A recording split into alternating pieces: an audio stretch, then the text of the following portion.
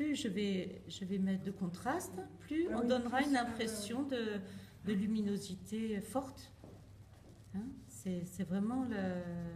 Mais je voulais y arriver assez doucement pour pas perdre mon côté dégradé, tu vois. Hein, ok. Voilà. Maintenant, je vais oser encore plus fort. Ah, et, alors, si on voulait, on pourrait aller... Voilà, tu vois, jusqu'où c'est pas fini, quoi. C'est pas à l'infini, mais tu peux donner une impression encore plus forte. Tu vois, là, maintenant, ça, c'est trop blanc, tu vois, donc c'est pas fini. Vous voyez, si on veut donner des... Tu vois, plus c'est noir, plus ça donnera un côté lumineux. Hein, alors, je vais un peu trop vite, même là. Tu vois, mais je vous assure que tout est...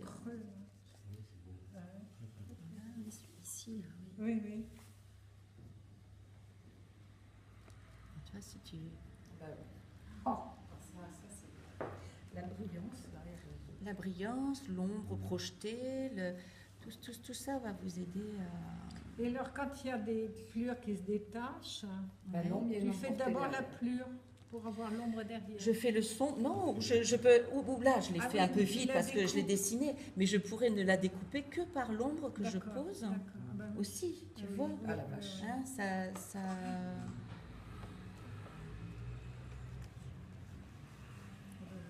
Voilà, donc là je vais atténuer un peu maintenant cette ombre-là.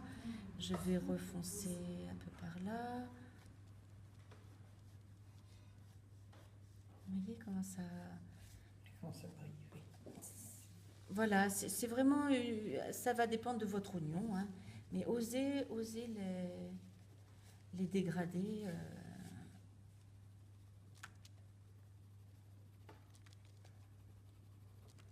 Je vais trop vite là, hein, je vais vous montrer, mais c'est pas... Et là, maintenant, on va faire un peu plus foncé par là. Hein. Si on veut être plus réaliste, il faut oser s'approcher du sujet un peu plus, parce que là, il est plus foncé. Oui, mais ouais, au début, on met beaucoup de temps, puis plus ça va, plus on va plus vite pour regarder à quel endroit sont les choses. C'est sûr que Et ça, il faut y passer. D'accord. voilà. Donc après, ben, vous pouvez renforcer vos petits... Mais ça, c'est le dessin après. Voilà, tout ça, c'est... voilà. C'est plus trop pour vous. Oui, voilà. Même là, tu vois, c'est pas très bon. Tu vois, je trouve que ça serait bien d'avoir une gomme mie-de-pain, tu vois, pour travailler. Je sais plus si j'en ai même une ici. Je crois que oui, j'en avais amené, mais... T'en as une mie-de-pain Et puis les igouigouis, là, hein, ils sont clairs en général. Oui, alors c'est ça. Là, ils donnent du relief. Donc on leur donne un peu d'ombre par endroit, mais il faut que... C'est plus des petites zones...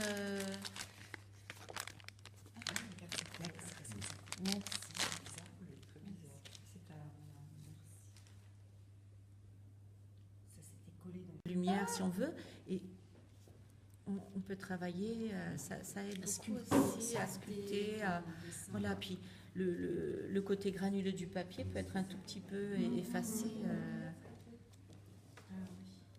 voilà. Avec la gomme, hein, la gomme est quelque chose qui peut vous aider à continuer votre travail, hein. Mais on met, on enlève, on met, on enlève. Voilà, ça fait un côté moins granuleux, encore que là, il y a encore. Hein,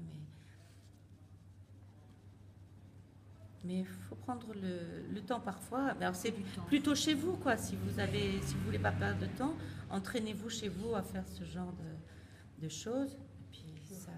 Oui, il va s'escrimer à faire toute la strie du haut en bas, quoi. Les amorcer par endroits. Excuse-moi, est-ce que j'ai pas bien pas écouté. faire la strie dessinée. On l'amorce. Tu l'amorces, voilà, mais tu pourrais aussi après jouer dans ce sens-là parfois. Hein, ça peut aider, mais méfiez-vous. En tout cas, ça c'est plus une recherche. Moi, je vous conseille, sauf si vous voulez continuer ce dessin-là. Hein, Mais après, vous faites des recherches en couleur sur un papier à côté pour trouver ce genre de matière ligne. Mais je vous déconseille de dessiner chaque ligne de A à Z, comme d'habitude. Hein, elles disparaissent ici, on les voit presque plus là. Là, elles sont très précises. Vous voyez, c'est jamais pareil. Puis même dans la réalité, elles disparaissent à certains endroits. Donc faites comme dans la réalité, osez ne pas tout mettre, ne pas tout dessiner. Hein, ça... Voilà, enfin bref, d'accord? Tu vois qu'il y a des éléments blancs vraiment sur sombre. Après, ces éléments blancs ont elles-mêmes une ombre et une lumière, donc vous pouvez quand même les colorer par endroits. Puis il y a des fois, elles sont abîmées, elles sont... Hein, mais vous pouvez lui donner de l'ombre et de la lumière, d'accord? Hein? D'accord. Et même une ombre portée selon... Voilà, je ne vais pas m'amuser à ça tout de suite, mais voilà. Et pensez que votre ombre, souvent, elle est quand même un peu plus... L'ombre portée de l'oignon est un peu plus sombre en dessous, et puis qui devient plus claire, parce que c'était ça le problème ici, c'est que tu avais mis quelque chose de très net et très droit ici, et en fait, elle s'estompe petit à petit quand elle part vers l'arrière, tu vois. Hein, c'est sombre là-dessous, et puis là, ça part dans la lumière. Peut-être parce qu'il y a l'autre lumière qui vient casser l'ombre par derrière. C'est vrai, mais à observer, quoi, faire attention.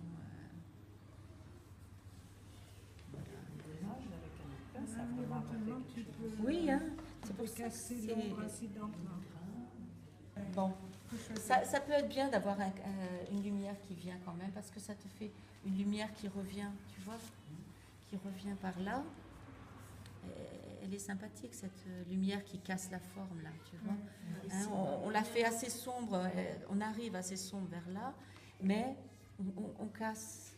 Oui, parce que il y a de l'air qui passe, là. Il y a de l'air qui passe, d'accord. Hein, on fait un peu sombre par là, mais on travaille à peine ici. Tu vois, on laisse, on crée des ouvertures qui crée quelque chose de lumineux, quoi. Et si vous jouez avec ça, vous donnez de la vie à votre dessin, vous dites je m'en fous, j'amènerai quelque chose ici, tu dessines avec la gomme, tu remets un autre élément ici, tiens, une tête d'ail. Vous voyez, c'est en travaillant un peu globalement, hein, donc les traits que vous faites, vous enlevez, hein, justement le coup de la gomme qui défait, va vous donner un dessin beaucoup plus vivant.